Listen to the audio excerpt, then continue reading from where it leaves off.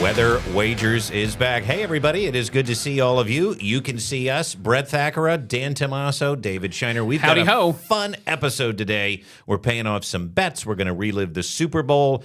We actually have a surprise bet winner prize to give out.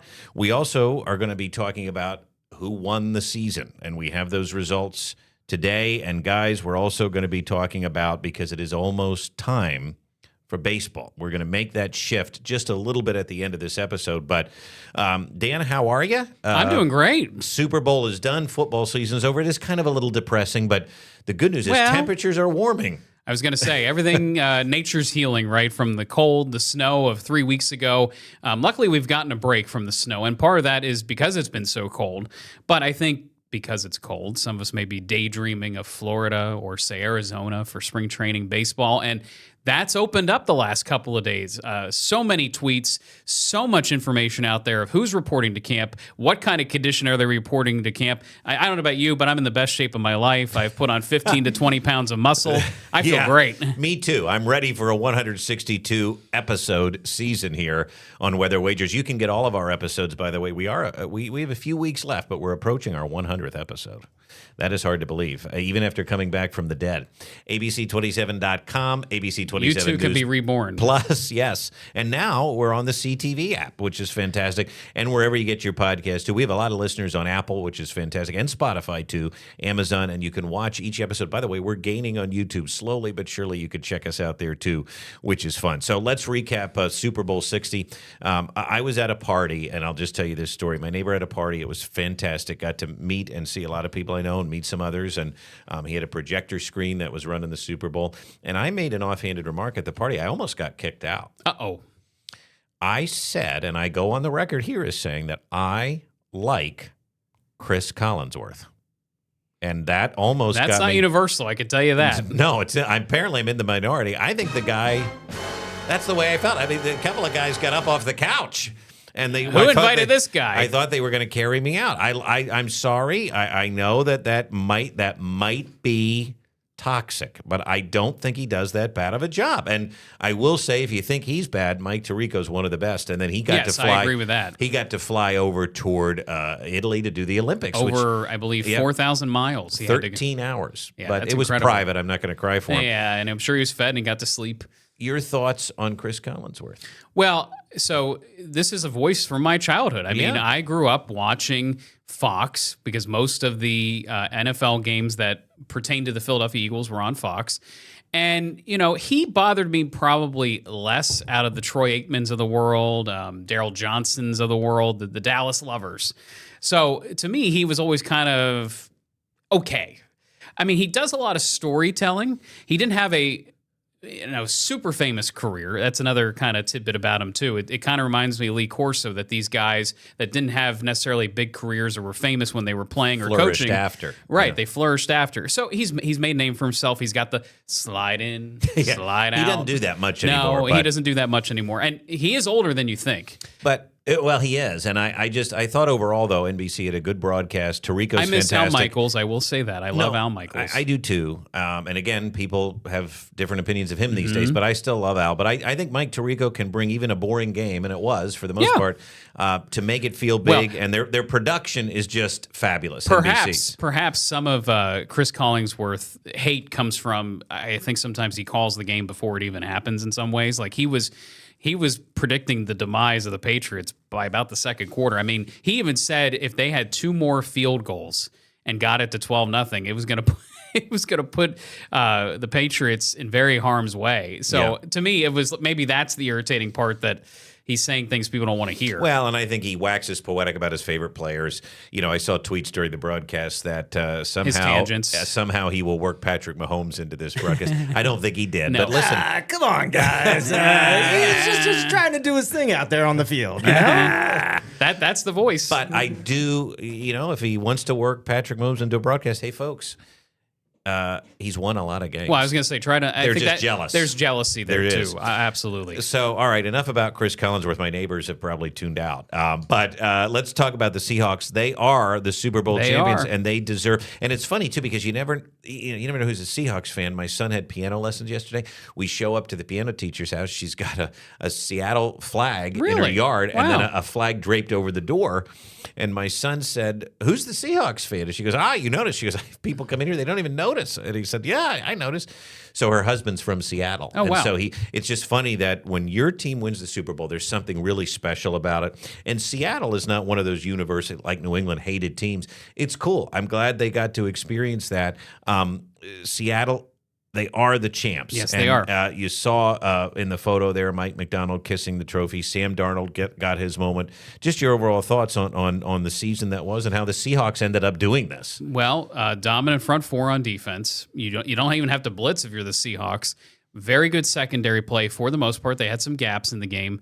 But, I mean, they really controlled the game from start to finish. And Sam Darnold, you'll see in our prop bets, did not have a great game, but didn't need to be great. Well, and that's the other thing I was going to say. He didn't have a big moment, but he also didn't need it. Kenneth Walker didn't lose the game for them. No, Kenneth Walker was great. And you're right. It's all about the physical lines. And we talk about that in college football. The teams that are the most physical are going to win. Blow up the line of scrimmage. It just happened to be Seattle's year. And quite frankly, the Patriots' luck ran out because Drake May did not have a great game. And as we said, I think he's going to have a pretty good career in the NFL. But Dan, they need to surround him with better pieces.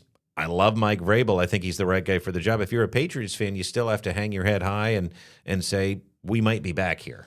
They might, but I think what this game showed me was my initial thoughts that the AFC had a very down year, to be quite frank. Yeah. And to me, the depressing part was that the Eagles could have gotten any semblance of offense. This was the year to repeat because I don't know if anyone would have competed with them outside of the Broncos, maybe in the Super Bowl. But I also thought we had more talent than the Broncos. Yes. And now, that being said, the Broncos did beat us. I think that would have been a heck of a game. That's the other thing. The game did not have a lot of buzz. No. It did not have a lot of hype. 2 years in a row, the Super Bowl was kind of a dud. Yeah, but last year, at least with the Eagles and the Chiefs, the buzz was there beforehand. The game itself was not great. Two of the biggest viewerships the last 2 years of the Super Bowl. So people are watching even though the games aren't great. Well, and Nielsen's measuring differently now. They're counting groups. They're counting bars and restaurants and all of that. So that makes a difference, too. And you're right. People are still watching. It is more of a national holiday now. But for those people that want to complain about blowouts in the college football playoff, hey, folks, it happens in the Super Bowl. And we just saw it the last 2 years. The Chiefs were, despite the final score, we knew they weren't ever really in that game. And the Patriots were never really in this game. You said it best. I mean, the Patriots were never quite in it. Now, it got a little tight there in the second half. A little bit of a comeback push by the Patriots. They finally got their passing game figured out.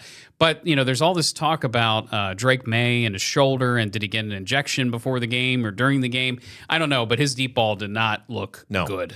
And he threw some ducks. I think, there was some injury concern there, but be that as it may, they just weren't up to it. But here's the deal, and this is where, as a fan, you have to be frustrated. If you're New England, you and I have been through this, Shiner's been through it too.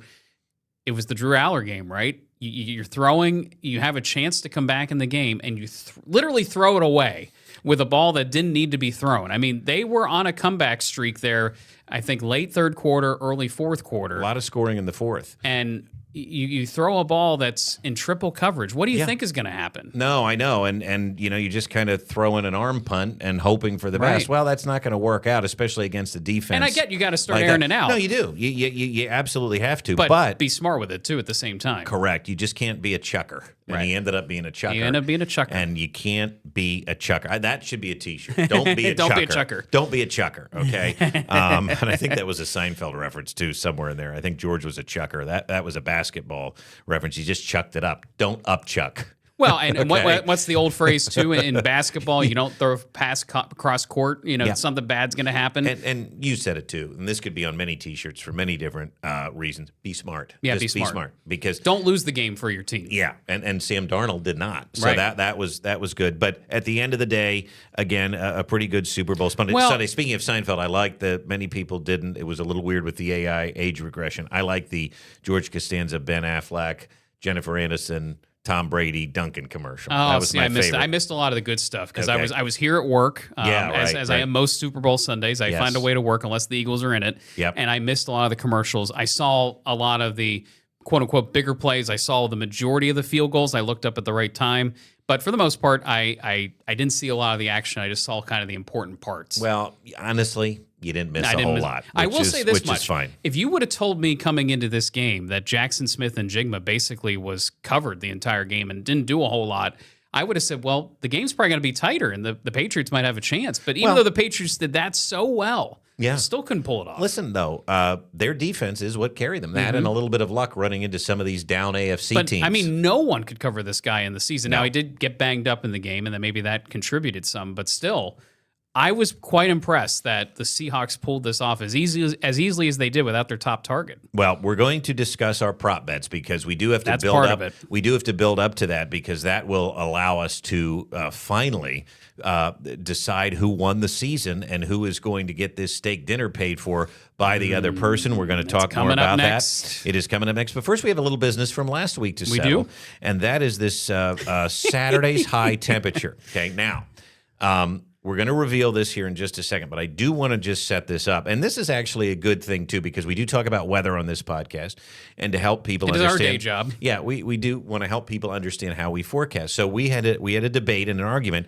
Would Saturday's high temperature reach 20 degrees? Now, when you think of a high temperature, you think of it being usually in the afternoon, right? 2, 3, 4 o'clock. Mm-hmm. Now, part of the reason I wanted to make this bet with you is you sent a text that said, I don't think we will hit 20 degrees Saturday afternoon.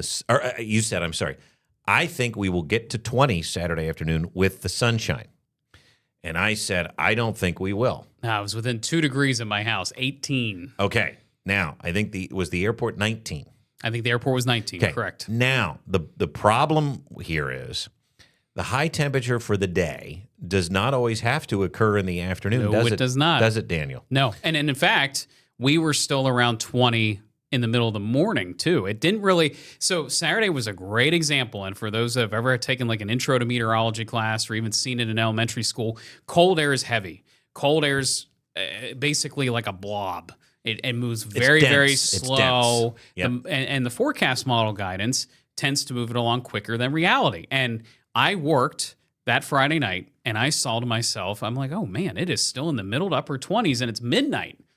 So leading into Saturday morning, it was still mild, and the Arctic air wasn't here yet. So I'm like, I got this bet in the bag. So my argument is that the afternoon temperature was in the teens, which is why I made this bet. But you do always preach in the Weather Center, and this is why, another saying that we have in the weather office is consensus is best. One of us may feel one way, another may feel another way. And we hash it out. We hash it out, and usually we take a blend of what we think, and that usually ends up being right. But one of the things you preach is cold air is slow, and it usually doesn't get here as fast as the models want to get it because, let's be honest, Saturday, later in the afternoon, was cold. Saturday night was cold. But let's reveal the official high temperature now. This was at HIA on 2/7/26, and the number was 29.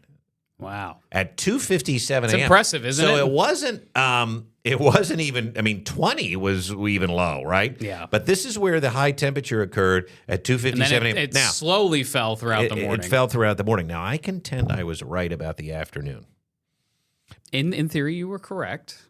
But the high is the high, right? The high is the high. So I will take my loss here. Okay. And I will admit that you were certainly right about the cold air being slow.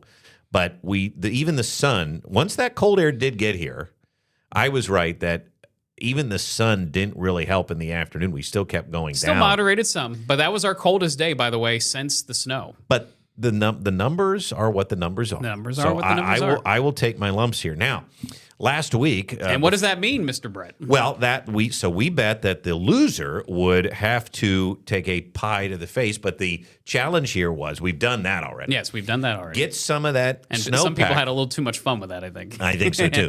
Get a little of the snowpack that's still left out there, and there is plenty. put it in a pie dish, and the loser has to smash their face in this cold snow. Now, that's fine. So, by the way, we tease that on our news programs, right, because we want our audience to watch this program, too, Weather Wagers.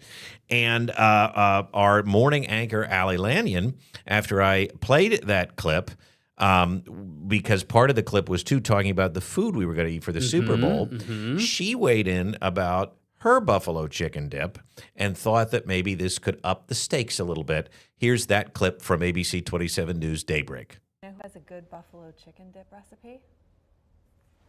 Oh, there you go. We're going to add you to the list. I'll have to bring Very it in good. for you and see how it stacks up against all the others. I like it. You make a mean dip. I hear you're going to maybe make it for us. And I'm going to make it part of your wager. Ooh, okay. Right? Winner gets the The dip. winner gets my dip. Loser gets their face in the snow. And She has been plotting ever since you brought this up. Now her mind is racing. She's making a list I have with a all the shopping list. ingredients she's Hey, getting. hey.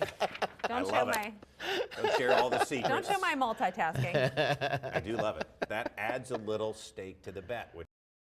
And it I'm certainly impressed. does. So she delivered. She delivered. I can't believe this. Okay. I mean, our show's going global. It has. So we got the got Wow. the potato chips How here. about We that? got tortillas here, and then fresh out of the oven. Look at this. Now, She we're all brings- sharing this. I can't eat all of this. Well, I'm not supposed to get any, but I will. I am going to try. But you get I first. kind of want bite. to see Dan eat all of this, though.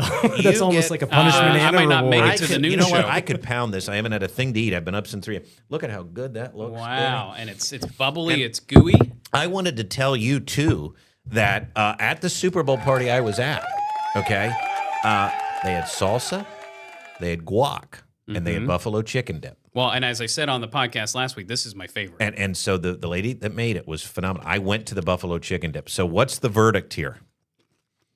Is it good?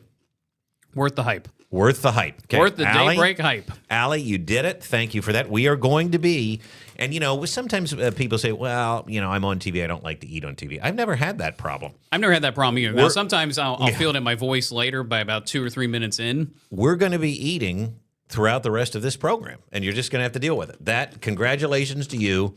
29 degrees, you got the bet. Now it's time for me to live up to my word here, okay? And thank you to you. You brought the snow from your yard. This is Now, imported from Hershey, Pennsylvania. Okay, I just want to make sure of a couple of things because, again, this snow has been around since, what was the date of the storm? The 25th? Yeah, 25th. The 25th of January. I This want to is make sure that... pristine.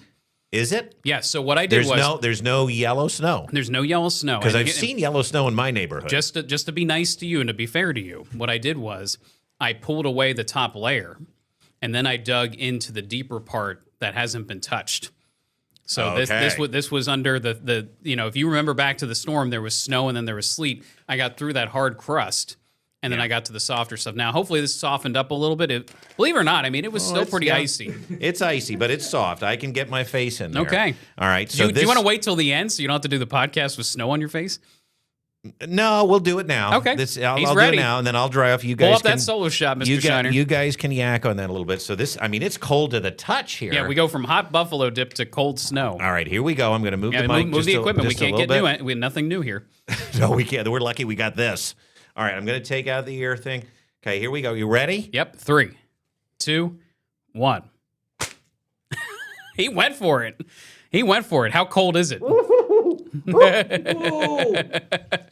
That's nasty. That reminded me of Mrs. Doubtfire. Oh yeah, hold on. Like, can we do? Hootaloo! Hello. Yes, that's just it. Oh man, that is cold as ice. I will Cold tell as you. ice, huh? All right. Now, Maybe we'll have luckily- 2 clips for the show this did tomorrow. Make a mess, but it's not as bad as the. And I got to get, in TV, even the dudes wear makeup here. Yes, we do. I'm sorry, you're gonna have to watch. Oh, this that's now. fine. Let me just do that. But that It's like was a giant makeup wipe. I will say that's exactly what I was hoping would happen. It didn't make that big of a mess. But it was the payoff was I felt that Arctic air. That was locked in there, Mr. Tommaso. Congratulations to you. We're going to be doing more of these side wagers throughout the season and the off season, and it's let's fun. face it, That was cold though. That was it's fun. harsh. It also teaches folks a little bit about weather and how we do things. It is, and hopefully you get a And lesson there by too. the way, and this goes without saying, I hope, but we really Dip's pretty good though, both of them. we overall, when we make a forecast, we own it. No, that's right. And that's so, right. and we Yeah. really care about the results of it. So this just goes to show. Exactly. And I'm happy to be wrong, even though, like, I'm still going to argue, right? That was a good part of the forecast. When we explained this on the air, too, we're not totally wrong. Right, correct. All right, let's go to our, well, no, hold on a second. You pass me that. I want to at least try it because Allie mentioned that this was really good stuff. Thank you. And give me some of those. These are the Big Dippers here. We got those. So, Shiner, talk to me about your verdict here of this. Good? Really good? Miss Lanyon does her thing. It is Wow. quite tasty. I am a buffalo, connoisseur, and I think it's. I think she put some like blue cheese crumbles in there or something. I don't know what it is, but it's really good. I will enjoy say, it. we were told to share with the newsroom. I don't know about that. That's not happening. This is not some big party dish. I think the three of us can handle this. And by the way, the newsroom was complaining about us using this room today. They're sorry. It is booked. It's we booked. we have sports to talk about. We have food to eat, and again, we like food around here Oh, yeah. because, again, there is a steak dinner on the line. So it's not just The dip. weather- the It's weather- not just snow. It is Let me steak. tell you something. The weather team is like the redheaded stepchild around here. We're not sharing our food. No. We're not going to do it. And quite frankly, I'm going to just I may lick this thing clean and then then put it out in the newsroom. Yeah, they'll get the leftovers. With the pie of snow. How about that? I like that. All right, let's go to the prop bet because we do want to score that. Now, this is going to give you a headache to look at, but there was a lot of prop bets we took. And I will say, Dan, you scored this, so I'm going to let you talk Yes. here. I'm going to eat a little more while you Yep, go talk ahead, about this, go and ahead. then I'll pass it back over. But I did have to adjust. The national anthem was over 2 minutes. Well, so that's where I got confused because I went off the cheat sheet that this came from. So this came from covers, as you can see, odds by covers. So national anthem, we both went over, which ended up being correct. So we both ended up actually getting another data point, but we were the same. Coin toss, I won with heads over tails. We both knew, and I think for good reason, after what we saw the results, the Seahawks were going to score first. You knew a little bit more about Bad Bunny than I did. You got Titi Me Pregunto, which was the halftime song, and I said sang other. that? He sang that? Yeah, I'm Okay. I'm supposing yes, but I have to say that I thought my Spanish was decent, and then every time I hear a song in Spanish, I'm like, oh my God, I'm losing it. Well, it's too fast. I can't. It's yeah, too I took fast. 4 years. Unfortunately, I didn't understand it. Now, I might be in the minority. I really enjoyed the show, by the way. I thought it was very cool. I thought the set, the scenery, the storytelling was really cool throughout, and that kept my interest, even though I didn't necessarily understand what was going on. No, the storytelling and the visuals were really good, and Off the the charts. wedding. People got married. Yes, and that was a real wedding. And even my wife texted me and said, I think that's real. And I said, maybe it is. I don't know. So the one mistake from last week was, and this was not my fault, that for some reason Covers had Usher in this bet.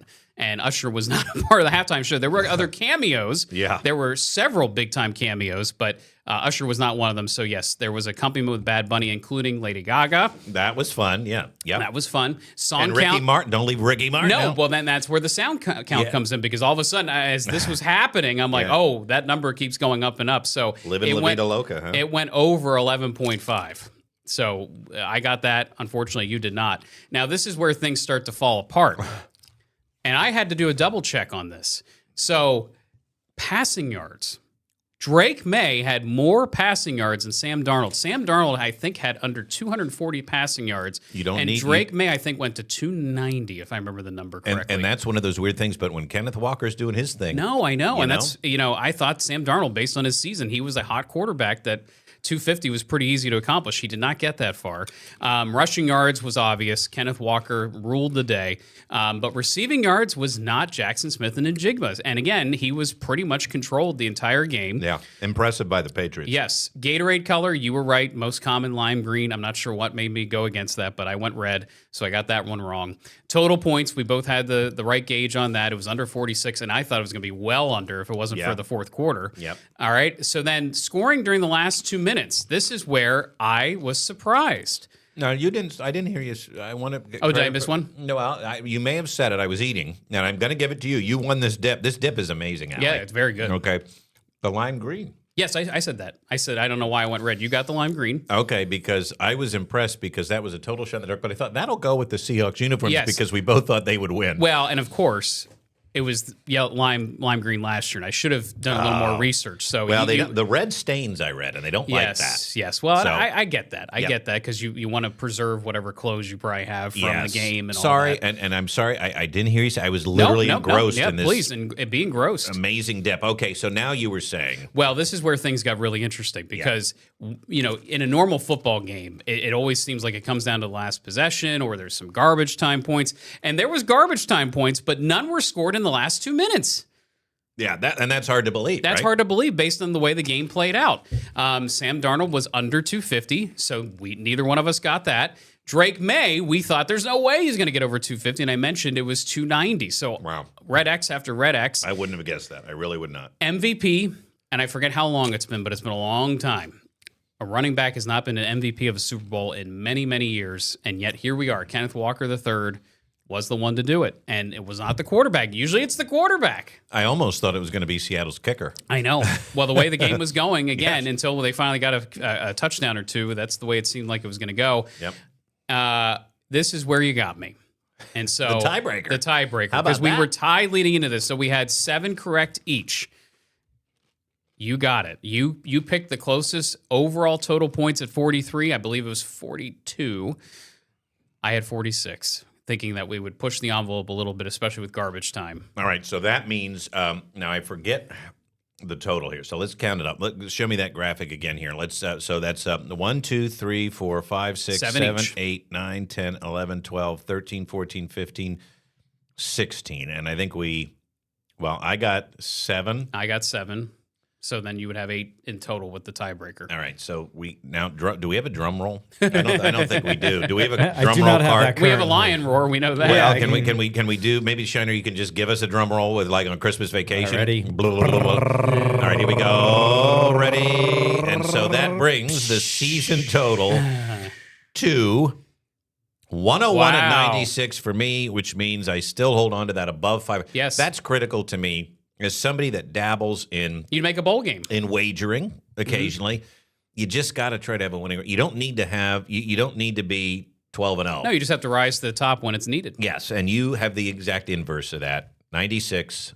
5 away. And 101. it's a shame for me because I was well above 500 for a good part of the season, and it just didn't. I So- couldn't finish. You owe me a steak dinner. Yes, I do. Okay, now And I will pay that off. Okay, you've got the chips here. Chips and dip. Let's go back to that side of the table. Okay, you guys are going to eat and chow down to that, and you were the rightful winner of Saturday's bet. But let's talk about our steak dinner because we had mentioned about going to Revelry. Revelry is a great place. Now, they would not have anybody more famous in there than us. Okay, but you and I, because we're men, we waited a little too long to get a reservation Yes. there. And what did We we blew forget? it. What did we forget this weekend? It's a big reservation weekend being Valentine's Day, and I found out the hard way even yesterday. Now even Sunday's booked up. Yeah, no. We can't, even us, and we're Yeah, we're celebrities. We're not that connected. Trust us. We were told. I said, "Do you not know who we are?" I said, "We're." Does the name Tommaso mean anything in that town? Apparently and they not. said no. And I said, "Well, what about the name Thakara? Does that mean anything? I am on the news." No. They said Chuck Rhodes only. Yes, and Chuck is up in Duncannon. He's not coming to Hershey Nope. to bail us out. Nope. Should have dropped James Crummell, maybe. That might have got you in. It might have, but never know. nonetheless, I wish I would have thought of that. Or Allie Lanyon with that dip. I should have mentioned her name. Either way, we will go to Revelry again. But you are now going to be taking me, and we're going to chat with the fine folks here. Happy to do it. To another favorite place of ours. I think it's my new, as an adult, my favorite food, steak. The shops at Susquehanna, the Harvest Seasonal Grill and Wine Bar. They're located outside of Harrisburg, and there's one in Lancaster Yes, too. there is. These folks have agreed to host us tomorrow. That is Friday, if you're listening, and we're gonna air this for you next week. We hope, and that is going to be the big steak dinner payoff here. Dan is going to be providing me, and I'm sure you're going to have some too. And we might even feed Shiner if he shows up. By the way, not mean, only I'll is it take the it. Yeah. not only the entrees, boys, the desserts. They do like these little dessert shooters. Yes. That are very good too at the All end. different flavors. All on me. You figure it out what you want. What about cocktails? I mean, it's middle of the day. We're not Why working not? tomorrow. We're not working. All right, I like that. We're actually making our chief meteorologist, Eric Finkenmeyer, do the entire day. Well, we'd go and do this, but sorry. This is important. It's very important. So, I mean, this is a full season's worth of games. I mean, again, think about how long the season is now. I mean, this carried us through for 6 months. yeah. So I think they have a private room for us, but they are open. But we're going to go there. We want to shoot the whole restaurant. I'm going to try to get into the kitchen because we want to meet the chef. They've been so kind to us to allow us to do this. So that is coming up soon, and then we will. Next year now. See. This is a big payoff. I win. I can put that on the column. 1-0, our first real season back. And next year, you've got to try to come back from that and get me. You've won some of these individual bets. Those are great. Well, and again, by the we way, thank now Allie we're for the food. even up because I won the first year. Did you? Yes, I did. Okay, so now we're 1-1, so that counts. Mm-hmm. So next year, we go into a tie-break season, right? But I think that's phenomenal. I'll tell you what, Harvest, no pressure on the chef there, but going to have to do better than this buffalo tip. I'm telling you, it is really elite. good. It's very good. It is elite. One quick question for you. So we're going to do steak for football. We'll have to come up with something for the baseball season. Ooh, yeah, but baseball's different, though. As you know, I don't know that we're going to have as many picks, but maybe we come up with something. Maybe that's more individual games because you and I are going to fight about the Phillies. I know we are. Well, and by the way, too, I would even take series. Who wins series? But we can think about that. We have to think about it. That's how we started. We relaunched by doing baseball. I think it'll be fun too, and we'll get into this deeper into spring training. We'll pick some of the overall winners, division winners. Yeah. Who's making the wild Do card? some future bets. Yeah, and not only that, look at who could be MVP. I think that's very interesting this year. There's a lot of young up and coming talent that Ohtani could make a run at it. I don't know. Ohtani. Can he stay healthy the whole year? Well, that's been the problem. Is he pitching? Is he hitting? Can he do both the whole year? Again, you got to let the season play out. It's 162. It's a grind, and it's fun to think about these things ahead of time. All right, calm down because that's our next segment, and I just want to give a shout out again. Harvest Seasonal Grill and Wine Bar in Harrisburg. You are hosting us tomorrow. Our steak dinner bet is going to be amazing, and we are going to bring it to you next week. Absolutely. So stay tuned for that. And Dan, congratulations on a good season. I got you by a few games. You did it. But we will celebrate tomorrow. We will celebrate tomorrow. And then we'll have it for you next Thursday here on Weather Wagers. Okay, now let's talk about baseball because we're just going to give you some quick thoughts, some general overview on the season. Dan, I'm going to ask you just a couple of questions because I want to get your thoughts. You're Mr. Baseball. I've been into it for the last 2 or 3 weeks. I mean, pretty much ever since Penn State bombed in October, I've been looking ahead. Well, you're the off-season guy. You're the financial guy. I like the contracts. I like the you're business the hot of it. stove guy, and I like all of that. But one of the things you've been texting us about is you've noticed there are some injuries already. I mean, it is pretty now. Let's set the stage here a little bit. So, as I mentioned earlier in the podcast, you get a lot of players reporting this week. Haven't seen them since the end of the season, whether that's the playoffs or the end of the regular season. However, one thing to keep in mind is when they come back into the practice facilities, whether it's Florida or Arizona, they get the full workup. They get the physicals. They tell their trainers what's bothering them. And then all of a sudden, you start finding out some things you didn't know before. And every general manager says that. If we can get out of spring training whole as a unit, it'll be a miracle because something always happens. And it really does influence how the offseason goes because sometimes you don't know you have a need until you get into spring training. You're like, oh, we are short in this area now all of a sudden. And you're seeing some last minute signings.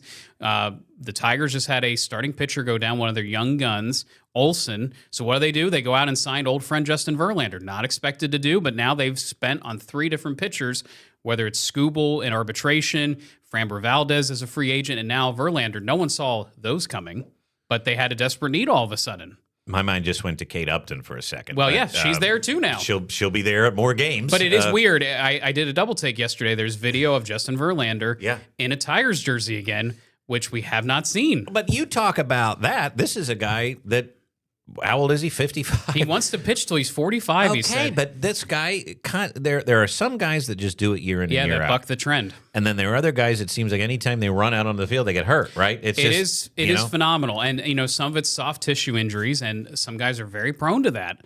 I don't know why. I mean, there's probably some sports science behind that I'm not fully aware of. In baseball, that's mostly what gets guys. But in this case, there are 3 separate players that came into spring training with hamate bone injuries. And this is complicated. It's a hooked bone in your hand underneath the pinky. And if you can imagine, if you've ever swung a bat and hit a ball, whether it's wood or aluminum that you hit it off of, you get that sting.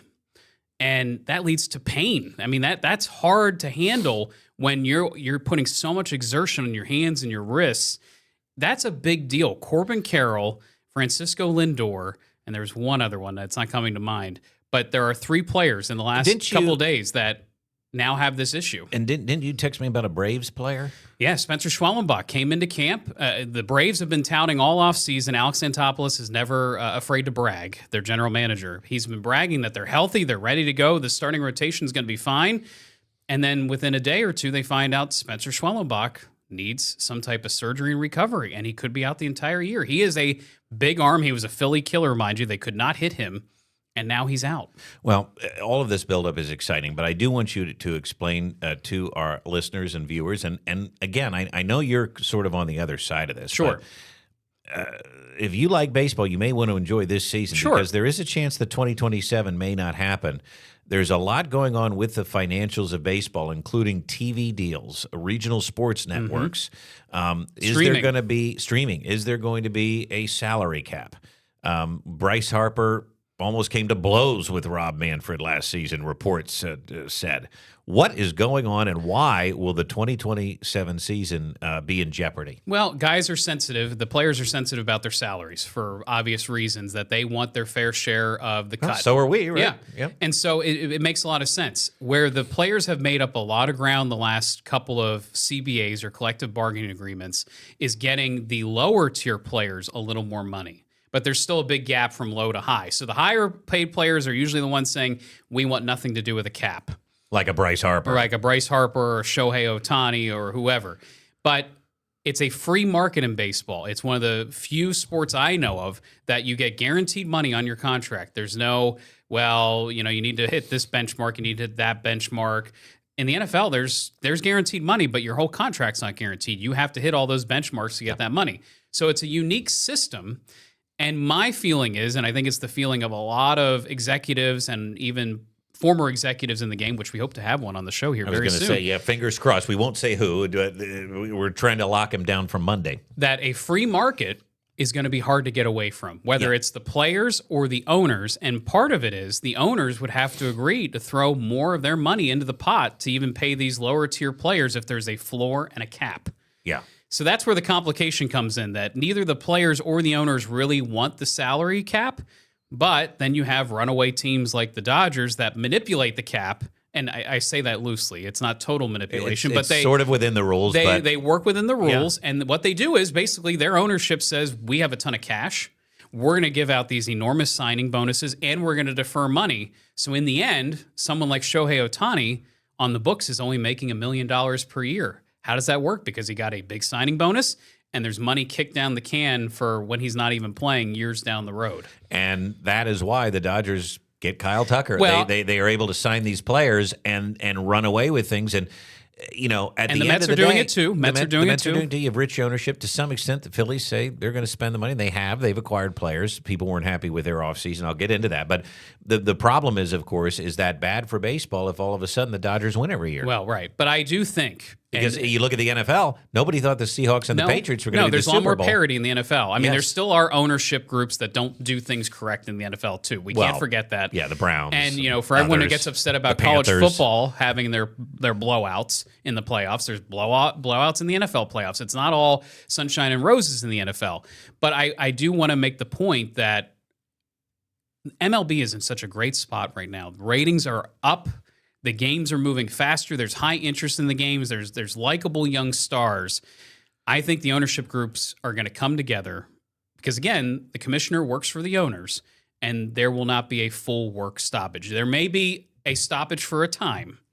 Like a late start to the season, A late start, or maybe there's no regular spring training and they hop into the games, but there's too much to be lost. Yeah, I mean, you would have talked about TV deals and interest in the game. That Correct. would all evaporate pretty quickly. Right. But and it's a very good product right now. I keep hearing and reading. Well, yeah, there's threats. There's threats from either side. Well, I'm just people in the know. These insiders, I have read now multiple times on X. Sure, there is not going to be a season, right? But that's coming from the ownership groups. That's coming from the players that don't want to make a deal. But sometimes deadlines force things, and we hope that's the case. Well, we're going to have whole episodes about this, but let's talk about the Phillies because it is the offseason. And look at this guy. Doesn't he look? I mean, he looks good. Rob Thompson. He's in his best shape of his life. Well, yeah, but look at that little grin. It's almost like he knows it. Look at that. Well, I mean, he has said this is the most fun he's ever had in his career. That's the face that you made when you bet me. The 20 degrees? The 20-degree thing you slide off because you knew he knows something. And I got a double reward out of it, so great. You did. Let's talk about the good, the bad, and the ugly from the Phillies. So I will set this up and lay it all out You've there. been talking a lot, and thank you but take a break and eat some of your winnings. The good is that we signed Kyle Schwarber, and that was something a must-have that in many people's eyes. I do think that some people said, if we had to give him up, that's fine as long as we can get a star bat. But the leadership in the locker room, especially as some of these other guys come up, and the power that he brings to the lineup, and the steady hand that he has is very, very important. So you get that done. I think before a lot of the nonsense happened, fans would have been happy to know that JT is back. Yes, he's older. He's not the bat that he once was. But again, you have a pitching staff in Zach Wheeler who's coming back from an injury. Boy, and what a treasure he is. Did you see yesterday? No, I didn't. So he had a rib removed for this nerve issue he had. And it's a different issue than what Steven Strasburg had. They both had TOS, but this is different.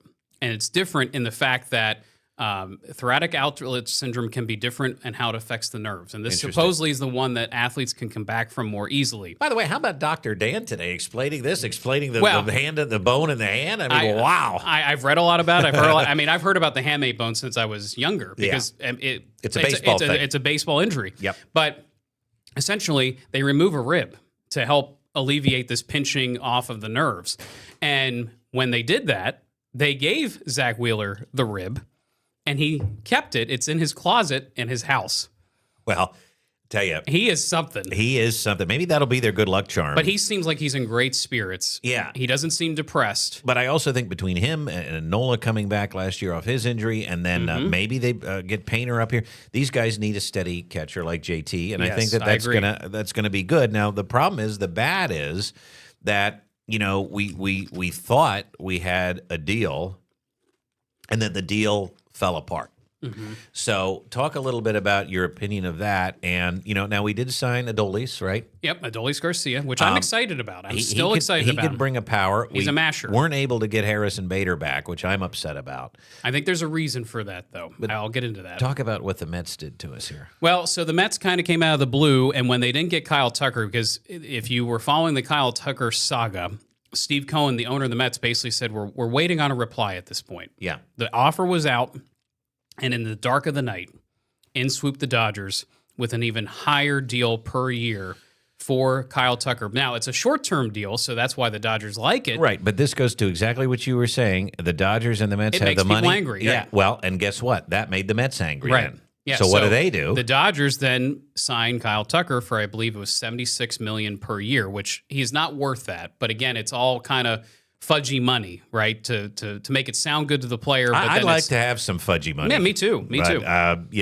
But then the Mets move their fudgy money. Yeah. And they pay Bo Bichette over $40 million per year with opt-outs in the contract that essentially if he has a gigantic year this year, he can leave after 1 year and he can go on and get a new contract. So he's betting on himself in many ways, where the Phillies apparently met his contract demands the day before this all happened. Yeah. And said, okay, we will give you the 6 or 7 years and we'll give you the money you're asking. I mean, they met his demands. Bring Bo home. And then they pulled the carpet out. Yeah. His agency said, nope, now we got this from the Mets. We can't turn this down. It's flexibility for the player. 3 years? It's more money. Yeah, 3 years. Yeah. Or it could be 1 year. Again, he might only be there a year. Yeah, he might be. I just, that was really a bad look for the Phillies, and I know sometimes you can't help things, but that was Dombrowski's big get, so to speak. Once Kyle Tucker was off the board, he didn't get it. And then let me just say, we've talked the good, we've talked the bad. The ugly is this.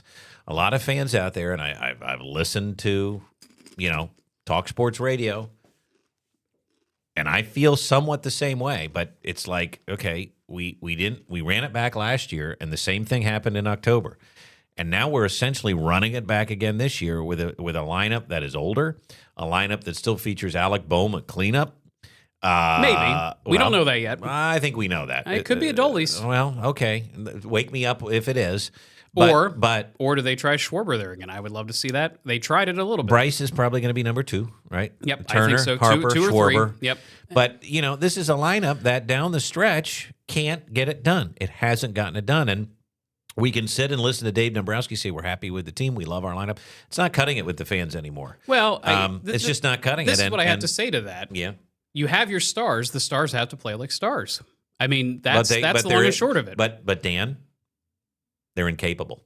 I wouldn't. Can I remind you guys that they took LA to the brink, the brink than any other team did this year? Yes. No, that should have been the World Series. That were both in the National League. I think that's why what you saw transpire this offseason happened that way. Yeah, no, I hear you. I think it is a fair statement, but at the end of the day, well, and to the fans that are upset, there were four L's in the paper. We arguably got the best bullpen arm both in the trade deadline and now in the offseason. Our bullpen is better than last year's. And to your point, too, the Mets are doing all these things. It's great. What don't they have? They don't have a lot of pitching, and they don't have a lot of certainty in their bullpen. But I think there's even more uncertainty in their starting rotation in many ways. Well, by the way, their big get, Freddie Peralta, he mostly goes 5 innings and out. They have a lot of pitchers that go 5 innings and out, and that's what really doomed them last year. Especially down the stretch. And so it is going to be interesting. We're going to talk a lot about this and fight about whether the Phillies are going to be good. And that's part of it all, too, because you're going to have to convince me that this lineup has what it takes. And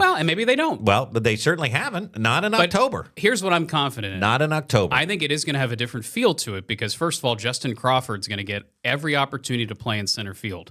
I hope so. And he is more of a table setter, which this team needs. They need some base runners. What about Aiden Miller? Well, that's why I think Alec Boehm is still on this team, because he's not long for the team. I think any sort of slump, if he goes into one of his month-long funks where he's beating everything into the ground and hitting double plays and throwing his helmet and throwing his bat. And crying about it? There's someone younger that's going to be pushing him a lot. All right, well, this is just the start of Talking Baseball because it is coming back. Now, next week, we've got a special guest, too.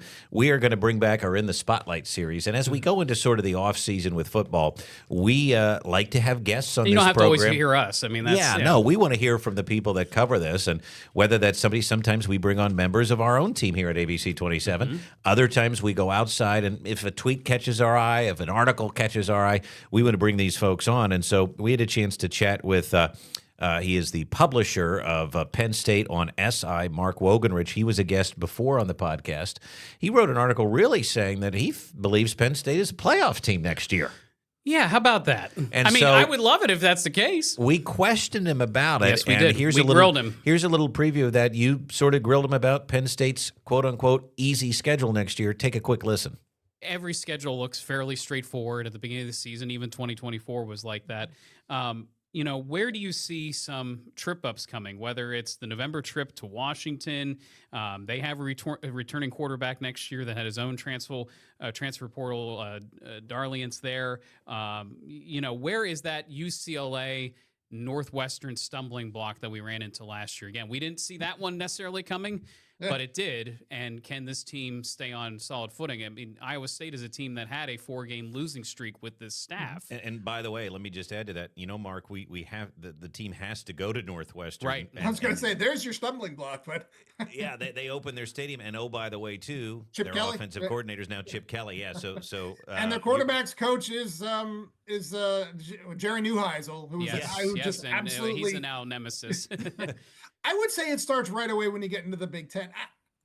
Heck, even Marshall. I mean, they're just going to be a lot of use cases to come out of what they show in the non-conference schedule with Marshall, Temple, Buffalo.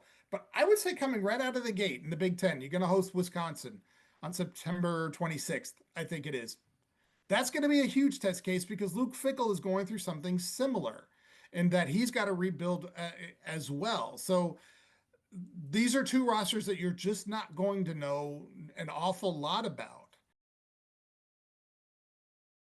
And isn't that interesting, Shiner, because he talks about the fact that right off the bat, we're playing Wisconsin, which, Yeah, they haven't been good under Luke Fickell, but they are committing more resources there. Yes, they come to Happy Valley, but Mark talks about there being a lot of unknowns, and I will tell you, I think that that's true with this schedule. Just like last year, nobody essentially knew that Penn State was going to flop.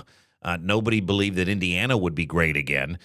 Nobody knew exactly what some of these teams were going to be, including Miami. So that's the reality of college football. There's a lot of landmines on these schedules that at least here in February we don't really know about. Yeah, one thing about Campbell getting this schedule this year, it's almost the perfect storm. I think he's got some big games that he still has to prepare for. Obviously, your Michigans and USC, you know. But if you're gonna ease into the Big Ten, maybe this is the best case scenario. But it is interesting because I could see a 7-5 team, and I could see a 10-win team here. I think we really are going to learn about the type of coach that Matt Campbell is. So Mark Wogenrich chatted with us for a long time, and we're thankful for that. We've got the whole interview with him coming up next week. Plus, our steak dinner gets paid off. Dan's hungry. He already left. So he is getting ready for that. I'm going to get ready for that. Shiner, I think we'll bring you along, too. Does that sound like a plan? I'm down to eat some steak at any time. That's awesome. I'll be here. Don't forget, we do want to hear from you. You can always send us an email. Let us know what you want to hear us discuss, weatherwagers@gmail.com, and you can hit us up on social media.